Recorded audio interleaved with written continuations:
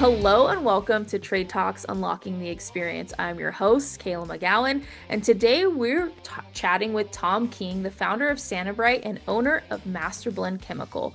Welcome, Tom. Hey, Kayla, it's good to be here with you. I was looking forward to getting to chat today. Yes, I'm so happy to have you on and kind of share a little bit about you, what you do, what you're going to chat about, and why somebody should attend the experience. So before we even start into the meat and potatoes, can you explain to our listeners why and what inspired you to start Sanabrite and Master Blend, and how has it, really formed and shaped your journey in the cleaning space, and how has it evolved over time?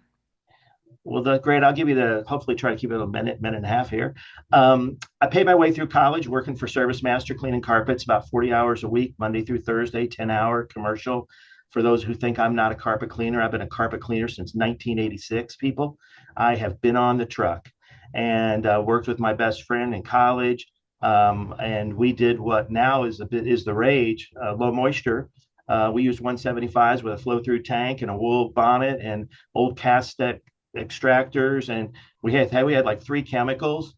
And I remember Des Moines, Iowa. I went to school in Iowa, and I remember cleaning the 10 floors of the Blue Cross Blue Shield building at night, and just I got my feet wet there. I was actually working for one of the top 200 companies in the world, Eli Lilly. I was an executive pharmaceutical rep, and one year I oversold my target by $1 million. And all that did the next year was raise my baseline and really hurt my bonus situation. And I wasn't one of those guys making $300,000. People think that always sell pharma. That's what happens. That's not what I made. You got to put needs in people to make that sort of money, or hips or something. Those are the guys that get that sort of money. But I was just kind of discouraged because I did this and I thought, man, if I create $1 million business and RTO, return to owner, was 10%, I'd be making $100,000 on these patients that were continuing to use the product. And I was in diabetes and a diabetes rep, which is really a great disease state to be in. And I don't know. And then things changed, and we couldn't be with doctors, and we weren't learning as much science. I just want to find a challenge. So I went out and got on Craigslist, and I've just always been a guy who buys and sells things and still do that today. Um, and I saw three janitorial accounts for $1,000. And I'm like, I'm just going to buy those. So I bought these three janitorial accounts over a guy who was retiring, and I cleaned toilets for a summer. I have literally started from the bottom and worked my way up here. End of the summer, I bought a Harley Sportster used. I'd had a motorcycle when I was younger and thought, well, that was fun. And before you knew it, I had multiple cleaning accounts. And the one thing I knew too is you could clean carpet. And so I started doing low moisture with my cleaning accounts. And then I started realizing there's guys doing truck mounted. And so I actually ended up buying a $1,500 Bain clean. And Bain was made here, an electric unit here in Indianapolis. And I bought it off of Craigslist. It's kind of like for you young people out there listening, that is the Facebook marketplace of old people. Okay. Just so you know. And so I bought this thing for $1,500. I bought a used Ford Econoline that had been the Volkswagen dealerships thing they sold, and started to put together a truck. And in the process, I met a guy named Bill Yaden and realized Bill used to work for John Don. And those of you who know, John Don was really one of the best distributors in the country. And met with Bill, kind of became a mentor to me. And before you knew it, over the course of time, I don't know, it was a couple of years, we had three carpet cleaning trucks running, multiple cleaning accounts, and I was making $70,000 a year, and I was still full time with Eli Lilly. And I just decided, I went to my wife one day and I said, hey, you know, I think, either one of us needs to quit our job or we need to sell this. And I said, I actually think I've done something kind of special and it's kind of working for us. And at the time, and this is probably 12, oh, longer than that, 15, 16 years ago when she left her business, 70 grand was her base. She was a vice president at a bank, and then she got base and bonus. And I'm like, I'm already making your base, and we never lived on bonus. So I said, hey, why don't you pray about it and see whether that's a thing? Because she had a big career and she was looking at the next step. And she came back to me and she goes, I think I want to do it. So she quit, and went out and doubled the business in the first year. I kept helping like I was, took the pressure off of me because I'd been staying up till 1, had to get 4 hours of sleep, had to be in the car going up to a hospital to meet with doctors, and it was wearing on me. And that was in my 40s, so I was a little younger then. And so that's kind of how it all got going. And right now we got the largest rug plant, I think, in the Kentucky, Ohio, Indiana region. And we got 4 trucks on the road. We got a full-time truck picking up and dropping off rugs, people answering phones, 5 guys in the rug plant, and doing few $1 million here. And then we got a hold of MasterBlend, and that's been a great way to help other companies. And it's just a lot of fun what we're doing. There's not, I always tell people here, there's nothing but fun going on here. We got daily problems, but really, out of reality, there's nothing but fun going on here. And I think most people feel that way. I try to have a good time. So, Yeah, I would definitely say too, thank you for sharing a little bit of your history and just, how you've become so successful in this industry. And you mentioned your wife and your team, that's all possible because of the individuals around you as well too. But I'm so glad you're not doing, the 4 a.m. wake up call or 5 a.m. wake up call after staying up until 1 or 2 in yeah, the not me. morning. You're not kidding me. Every once in a while, I get inspired and I can do something till 1 in the morning, but that is not a regular thing that happens anymore. And those who are pushing the decades like me will tell you that's true. But to answer your question about what I want to talk about is that I really want to talk about this thing. This is that in everybody's business, there's a catalyst. There's something that happens, whether it's hiring a first employee, a big account that comes their way, something, just a connection that happens, maybe something that dawns on them that they start to see themselves differently and make some changes. But there's usually a catalyst in a business, and it's just a moment that changes everything. And so I believe, and what I'm entitled my talk is Catalyst: Unlocking Scalable Growth for Your Service Business. I believe that if I did this, I didn't go to a big finance school. I don't. Some guys come out of school and they know how they're going to make $1 million and they go do it. Mhm. I didn't do that. I just kind of took every opportunity that God placed in front of me. And if you just go back and if you seen our journey, things just happened. We just took the next thing. We did this. I mean, we bought a rug store that my wife has turned into one of the best furniture stores in the city. And she does more, that does more than our service companies. It's fantastic to watch what she's moved on to that and done that, and she's just very successful there. And it's just lots of opportunities have come to us. But I also think that there's something for guys that there are, I like to call them, there's 7 levers or buttons that you got to push, and you got to start understanding your leads, your booking rate, your average ticket, your jobs per day, your technician efficiency, pricing, and repeat customers. And that's what I really want to help guys. And like in the day, let's talk about some of these things because it's a cycle. And if you Mhm. start working about that, it's like you got to get leads because you got any jobs, and then you got to book them, right? And then you got to build a good ticket. And you all want to do that to serve the customer. You know, I told people since we started it, we do what we say we'll do. Um, one time for my wife's store, I helped her sell some flooring. They were getting into some carpet and hardwood. And I did the first one. I don't do that anymore. Some other people do that, but I was just helping get that going. The very first house I sold, I forgot to charge labor. Oh, wow. Yeah. How's that sound? I went to the lady and I told her, I'm like, she figured it out. A friend of hers said, that's really too low. And so she asked me about it. And I said, yeah, I forgot to charge labor. And I said, but that's okay. We do what we say we do. That's the price. And she goes, well, you won't make any money. And I'm like, that doesn't matter. I said, I'll come out okay. Don't worry about Yeah. that. I said, but I learned a big lesson. And I always tell people that come to work for me, you're going to make a mistake and it's going to cost the company some money. And I'm not going to be upset because you're going to have to learn through that. Right. Yeah. And so I just want to have, that's what people got to do. You're going to make some mistakes and you're going to learn. And then that's going to push you forward. But I think those are things that guys, if they start working on those things, then that's where growth comes from. Yeah. It's not about buying another second truck or buying a third truck. It's about having those levers that you're pulling and that you're working on continue to cycle, and that's where growth comes.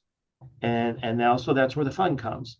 And some people don't want to manage people, and that's okay. And you should realize that about yourself and figure that out. And I do think this, and one of the things I'll cover with guys, if you first of all weren't self-disciplined, that you can lead yourself. And then if you couldn't be led, if you weren't a good employee, I see a lot of guys in our industry will say, I could never work for anybody else. And that's why I own myself. I'm like, that'll probably not be the guy that is be successful. Mhm. And maybe you need to realize that because you need to be a good follower before you can be a good leader. Yeah. And I think a lot of people aren't that. And I think that's been my success is I think I was a good follower. I really enjoyed working for people. I used to tell my boss at Lilly, he'd tell me something and I'd say, so is this flowing downhill? Meaning, has someone else made a decision? Yeah. And if he said yes, I'm like, great, I'll keep us off the list. I'll do what you want. But if it Yeah. wasn't, then I would ask permission and I would say, could I get some feedback on this? Could we Yeah. discuss this? And I think a lot of people don't do that. They get been out of shape and they tell you how the business didn't work right. And then they want to go be their own boss. And that doesn't work well. And then the other thing I think guys got to realize, I hope I help them. We can have some conversations about this. I mean, the sessions aren't that long, so we'll be moving fast.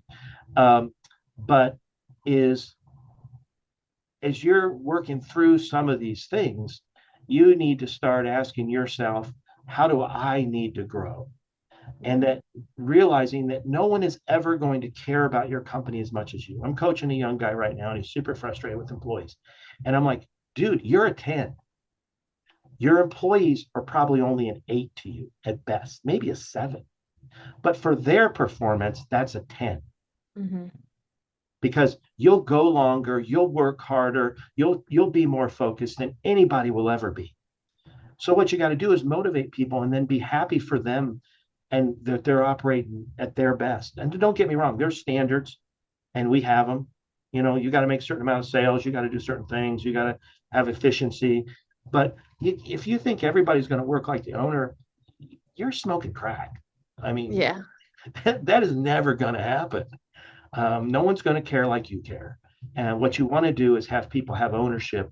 And people often ask me, well, how's it work around here? How come this happened? And I said, honestly, there are people here that go home tonight and they will lose sleep or sit at home and go, how can we make that poor customer interaction not happen again? You know, and they'll come back the next day and go, hey, what if we did this? Or what if we change this? Or they'll just know, hey, the next time I should say it this way and it would be Mhm. perceived better. Yeah. But that's kind of what I'm hoping to give to folks and help them and really um, growing a business to multi-truck, you know, from 1 to 3, which can really be stable for people, really make them an extraordinary living. You know, not just everybody should be able to make $100,000 on a truck. And if you're not doing that, you know, then I can help you do that. But if you really have some bigger dreams, and the bigger thing is like my top tech this year is going to make over $100,000, Yeah. and we've had that happen before. And our guys make great money, and we teach them a trade. Nobody should be ashamed. This is a trade, Yeah. just like electric, just like plumbing, and you can do that. But you know, truck one's kind of hustle. Guy learns to hustle. Truck two, he gets a little systems, and truck three really is about leadership. It's really about you changing. So we're going to talk on some of that stuff. I'm going to share some things, a few things that'll help, hopefully, as we're together in Vegas. Looking forward to that. I always enjoy Vegas. I'm not a gambler, but there's always a show, and there's always people watching. It's pretty interesting. It really is. People watching is a thing here for sure, and I will say locals do that as well. But I'm looking forward to your session. I think you're going to cover so much. I know we've seen a lot of discussion on social and probably in our groups about, can you make 100,000? What does this look like? And I think you breaking it down will make so much sense to those who are attending. And you come out here often. So from your perspective, why do you think someone should attend the experience? Why is it so valuable for industry professionals? Well, there's a couple of things that just in our industry that I want to put on. I think it's important to get training. I know the IICRC is out in Vegas and they'll be around. It's a chance to connect with that. I don't know if there's any classes going ahead, but it's a great opportunity to take a class. I've seen that offered multiple times. That's fantastic. But I think the thing that made the biggest impact as me is I went to John Don's Strategies for Success years ago. They used to have a few of those around the country. It was a week-long thing. And it's probably some of the people that I met and the ability to call somebody. And I know people think social media does that, but it doesn't let you vet people. You know, a lot of people you can't figure out who they are, and they're a bunch of posers. They're acting like they got doing things way different. If you really get a good look at them, they don't have a shop, they don't have trucks, they don't run uniforms, they don't, if you pay attention long enough, they fired people, hired people, thought they were going out of business. Now they're going back in business, and yet they're out there talking like they know what they're doing. And I think it's a chance to meet some real players, and some guys. And I've got time for people, and I know, and just to let people know you're a person worth investing in. I think people that have done things don't want to spend their time and not find people. So it's a good chance. Um, my first time to Vegas, I took somebody who's no longer in the industry to a steak dinner that I could afford because of my job, but I didn't really spend that much money. But it was quite a steak dinner that I paid for in Vegas just to have to have dinners with this person. And I'm not encouraging people. I don't need anybody to take me to steak dinner, but I'm just saying I wanted to find people and get to know them and sit and talk with them. And if I was coming to the experience, I would start looking around at who's coming, and I would start getting your dance card, so to speak, filled out of, hey, can we have lunch on this day? Can we have dinner on this day? Can we get a drink after dinner? Do you have time in the afternoon? Maybe there's some sessions, and I think there's a lot of good sessions I saw, but maybe some sessions that aren't as beneficial to you. And say, hey, during this 3 o'clock hour, could we find a place to walk up here and sit in a bar and have a drink or have some appetizers or whatever is your style, and just ask questions. And the questions I would ask to people is, if you had to do it all over again, what would you do? What do you think were the key things that got you where you're at? What's your best advice to someone just starting out? What should I expect in the first year? And kind of do some of those things and just sit and listen. Nobody wants to hear what you've done. Just ask questions and let that person kind of share with you and be inquisitive, you know. And I think be curious. What is that? In the words of Walt Whitman, be curious, right? Yes.